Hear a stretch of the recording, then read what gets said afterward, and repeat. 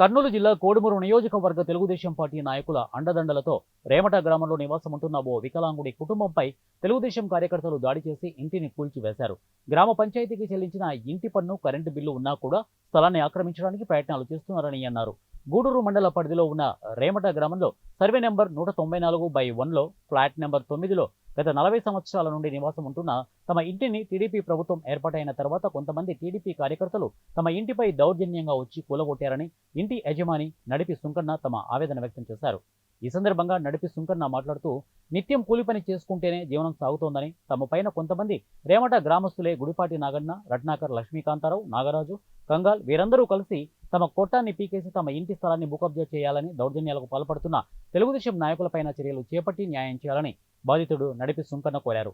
వికలాంగుడైన తమకే ఇలాంటి అన్యాయాలు చేస్తుంటే కోడుమూరు నియోజకవర్గ ప్రజలకు ఎలాంటి న్యాయం చేయగలుగుతారని టీడీపీ నాయకులను ప్రశ్నించారు.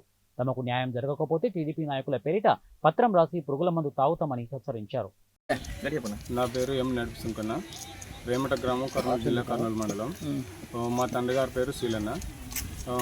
మేము గత రేమట గ్రామంలోని 194/1లో 9వ నంబర్ గల ప్లాట్లో గత 40 సంవత్సరాల నుంచి సహజీవనం చేస్తున్నాము.